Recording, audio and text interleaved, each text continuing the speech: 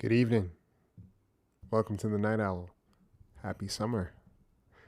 If you're new here, this is the other side of the Bird Brain podcast where the things that go bump in the night have a little bit more freedom to roam around. But I must warn you, content may contain adult language and scenarios that may not be suitable for all audience members, so listeners' discretion is advised. Now that we got that out of the way, well, it's summer. And with summer comes a lot more festivities, celebrations, and much more to experience. And fireworks. And in tonight's story, well, there's more to fireworks than just the noise. Sometimes it conceals so much more. So lock your doors, check your windows, and get comfortable, because you won't be sleeping tonight. I give you the last fireworks show.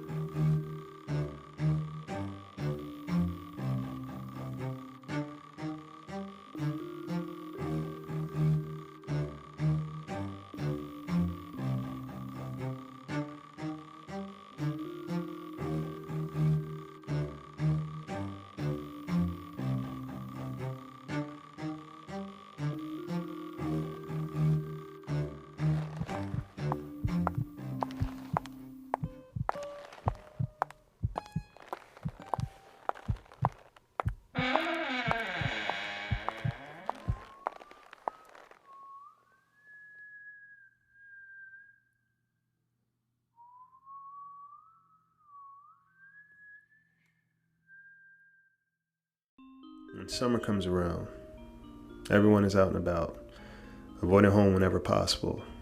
It's the heat, FOMO, longer daylight, and the temptation of showing more skin.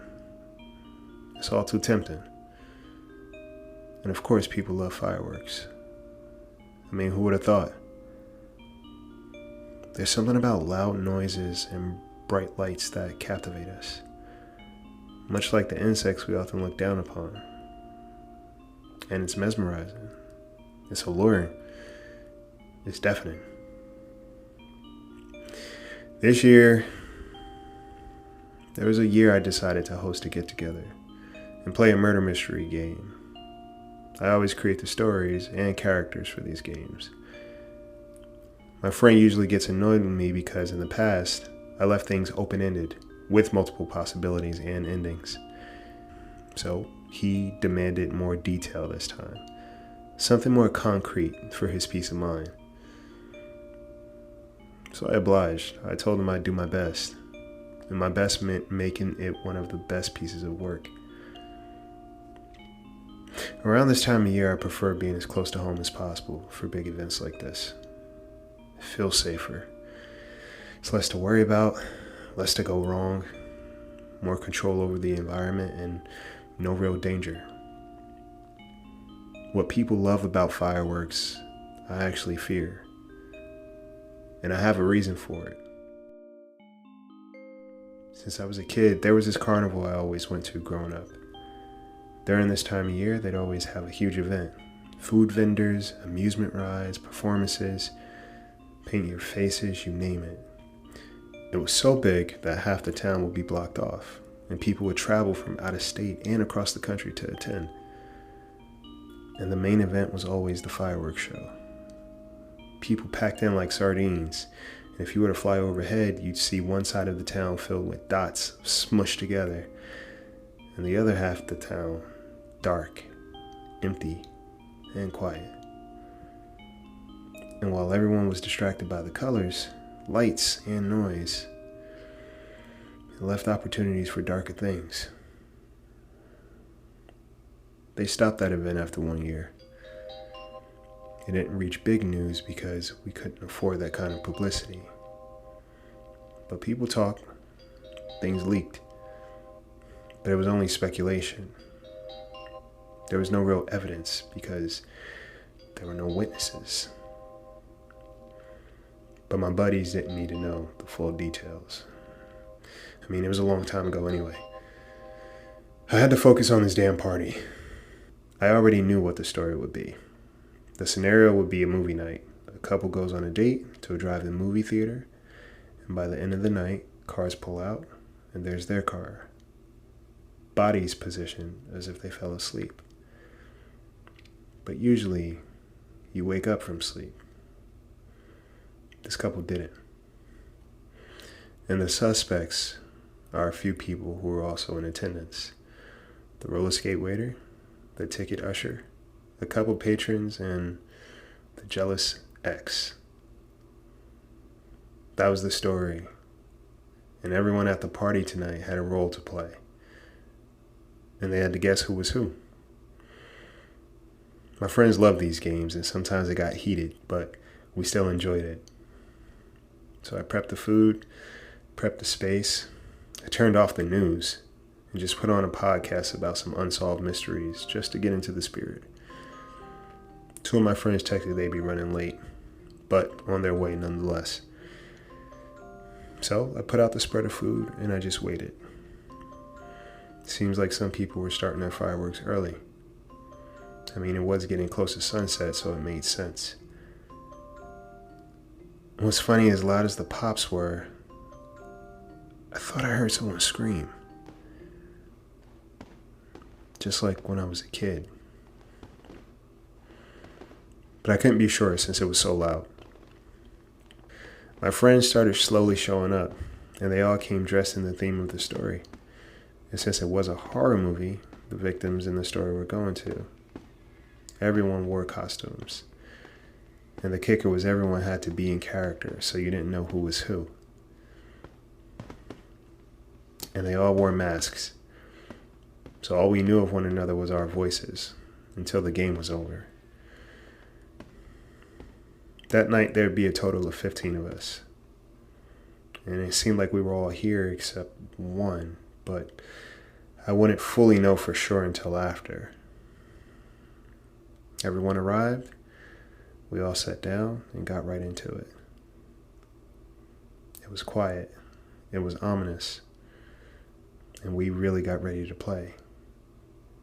And some people put a lot of effort into their costumes.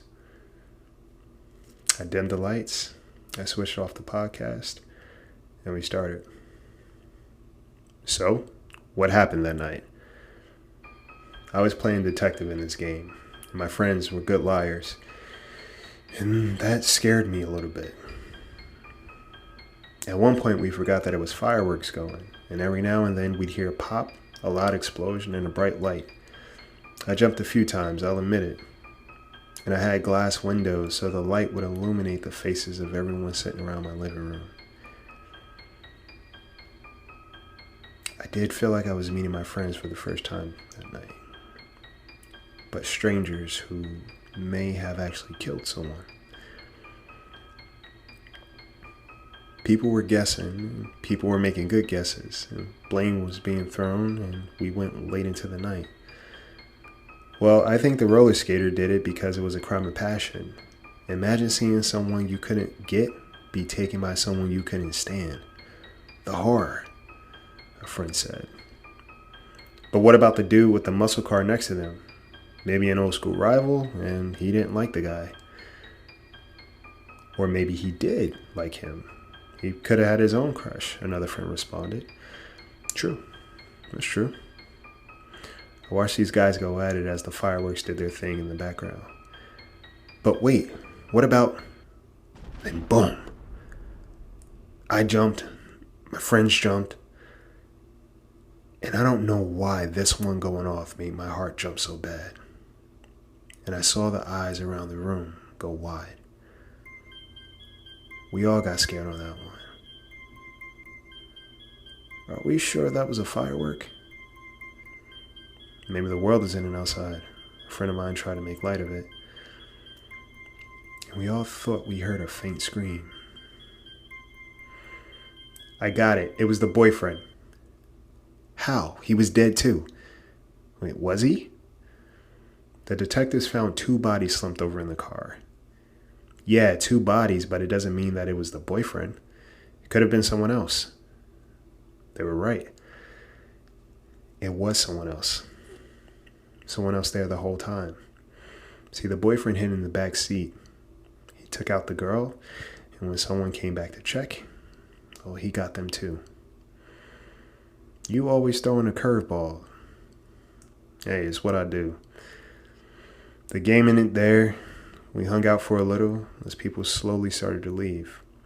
Some didn't even say bye. I yelled out to them, but they just left. Cool costume, too. And that night I couldn't figure out who it was. But they were definitely keeping with the theme because they kept their mask on the entire time. And I noticed they didn't really offer any input during the game. It just kind of hung back in the room. I remember myself asking, who was that? I looked around the room after the costumes were off, and it was mostly everyone there, except, hey, where's Kevin and Lou? Both had texted me saying they'd be running late. Kev went to the chiropractor earlier, so he may be laid up in a bed broken, and Lou, no clue. One of my friends said, I wouldn't trust someone who has the ability to kill me with one move. My friend said in reference to the chiropractor. But it didn't make sense because neither of them were flakes. Fireworks boomed, and I heard a scream again, and it took me back to that time as a kid. Hey, you guys remember that story where that serial killer was picking people off during the town firework festival? Every time one went off, well, he did too. And those screams could be heard. Okay, on that note, I'm going home. My friend noticeably looked scared. She had no idea she was talking about my town and why I no longer had that festival and why I really don't go out to festivals. And after everyone left, I cleaned up and I just turned in. I was so tired, I didn't realize how many missed messages I had. I opened my phone and all I saw was turn on the news. I walked into my living room and the sun seemed a little less bright that day. I turned on the TV as I went to the fridge. That's when I heard it. Bodies were found last night. Authorities say the killer struck during the fireworks where no one would hear the victim scream. And that's when I saw it. Lou. Kevin. Those weren't just fireworks, but their screams. So who was that in my place last night?